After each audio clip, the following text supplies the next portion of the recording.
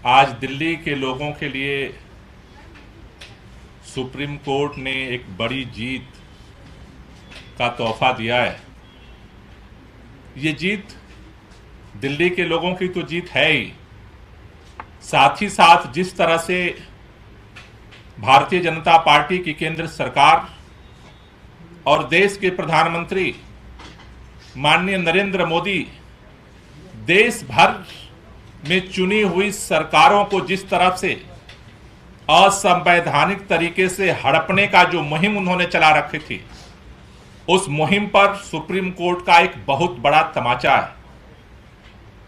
दिल्ली के अंदर जिस तरह से सुप्रीम कोर्ट का फैसला पहले आया, सुप्रीम कोर्ट के फैसले की अनदेखी करते हुए, धज्जियां उड़ाते हुए देश के प्रधानमंत्री माननीय नरेंद्र मोदी ने लेफ्टिनेंट गवर्नर के माध्यम से, होम मिनिस्ट्री के माध्यम से दिल्ली की चुनी हुई सरकार को संवैधानिक जो अधिकार मिले हुए थे, उसको असंवैधानिक तरीके से गुंडाई करके हड़प लिया और पूरे दिल्ली के अंदर दिल्ली के लोगों को, अधिकारियों को डरा करके, धमका करके सारे काम को पैरालाइज करने का, ठप करने का अभियान चलाया। आज सुप्रीम कोर्ट के फैसले ने इस बात को साबित किया है कि इस देश के अंदर देश के प्रधानमंत्री नरेंद्र मोदी और भारतीय जनता पार्टी अगर ये सपना देख रहे हैं कि देश के लोकतंत्र को हम चकनाचूर कर देंगे, ध्वस्त कर देंगे, सत्ता की ताकत पर, पैसे की ताकत पर, अहंकार के दम पर, सुप्रीम कोर्ट ने इस अंधेरे में एक रोशनी दिखाने का काम किया है कि अगर सच्चाई की जीत में देर हो सकती है, लेकिन उसकी जीत होगी। मैं दिल्ली के लोगों को बहुत बहुत बधाई देना चाहता हूं और मैं चाहता हूं कि हमारी दिल्ली सरकार में सर्विसेज के मंत्री सौरभ भारद्वाज जी इस पर और अपनी बात रखें।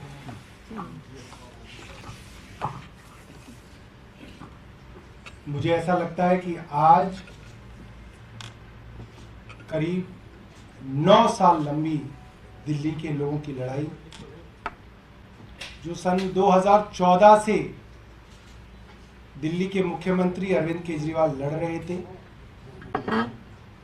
आज दिल्ली की जनता की वो लड़ाई दिल्ली की जनता जीत गई है। और मुझे लगता है कि आज अगर इस पूरी लड़ाई के अंदर एक बात स्थापित हुई है तो वो ये बात है कि देश के अंदर एक इंस्टीट्यूशन ऐसा है, जब जब देश के ऊपर विपत्ति आएगी, जब जब देश के अंदर कॉन्स्टिट्यूशन को ताक के रखा जाएगा, ये इंस्टीट्यूशन खड़ा होके देश के अंदर व्यवस्था को ठीक करेगा।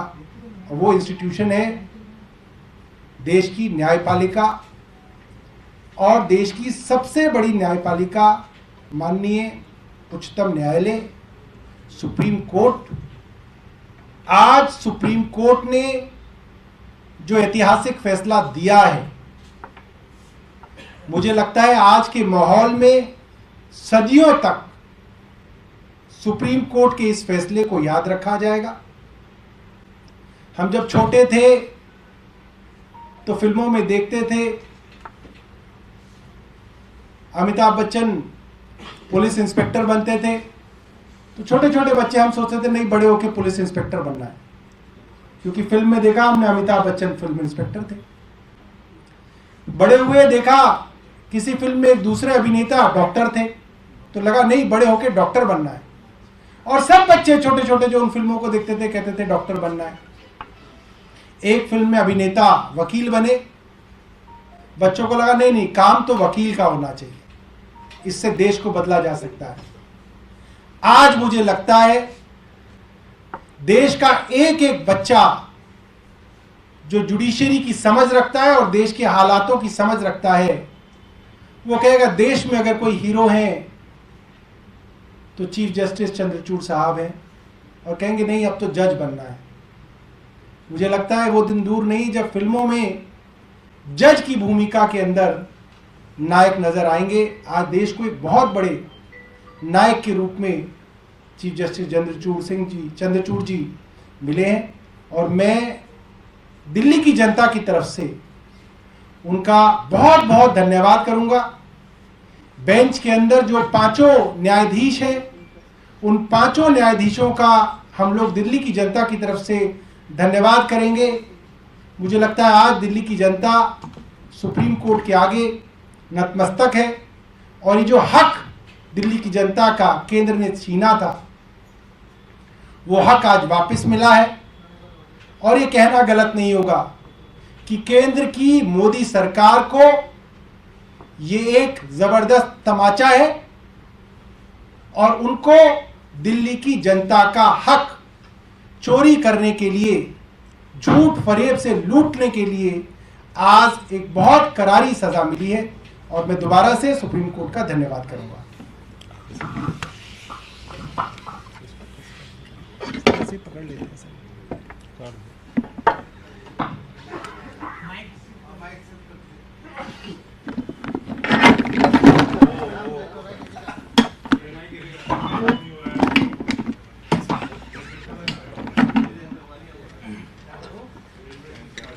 मैं आज सबसे पहले दिल्ली के लोगों को, दिल्ली की जनता को बधाई देना चाहूंगी, मुबारकबाद देना चाहूंगी, क्योंकि आज सुप्रीम कोर्ट ने जो फैसला लिया है, सुप्रीम कोर्ट ने आज कहा है कि दिल्ली की जनता जो फैसला लेगी वो फैसला पूरी अफसरशाही को, पूरी सरकार पर बाध्य है।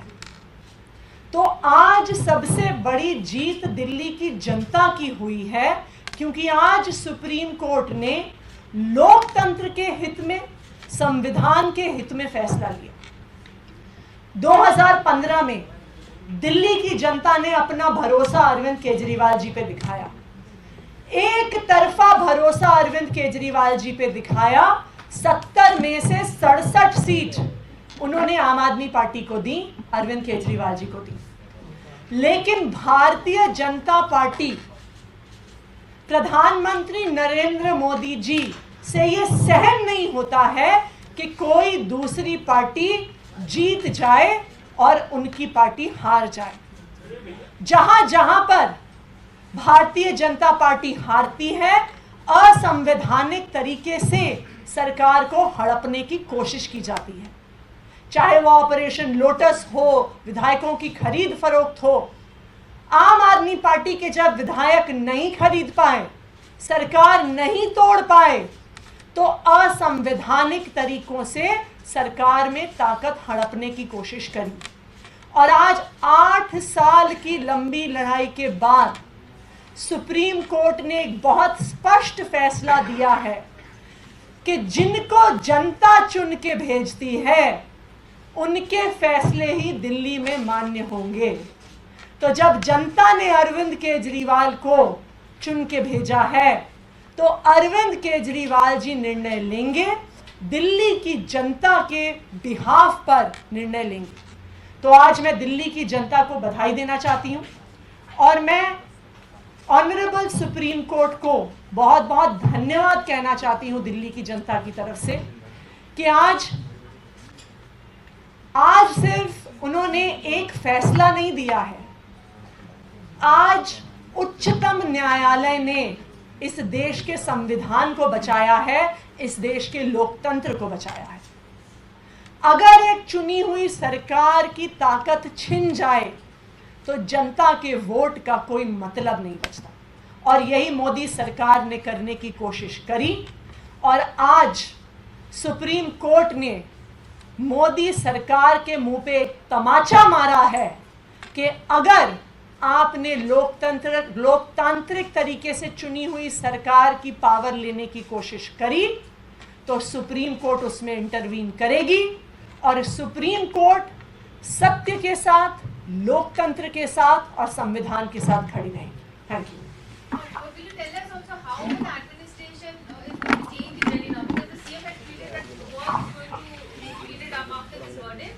So how does it actually practically work So, like the Honorable Chief Justice explained in his judgment, all the officers, IAS officers, Danik officers, Das officers, all types of officers, till now were reporting to the central government via LG. If an officer is inefficient, there was no way of shifting him to some other position. अब आप चले जाइए यहाँ से। There was no नहीं, way आप of जाइए। आप जाइए यहाँ से। controlling officers in terms of the welfare of the people.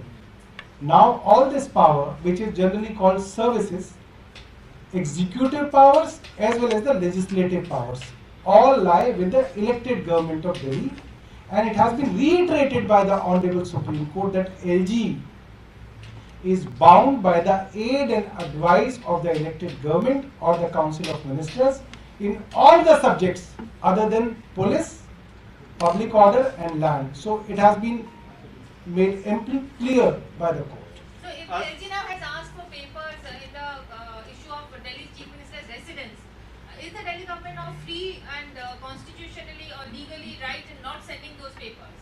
I Can he think do that? I think it should be looked at in terms of general matters. It's not a question of papers related to the CM residence or the LG's residence. It's a matter of principle now. So we will act as per the principles which have been laid down by the Honorable Supreme Court. मैं इसमें एक चीज़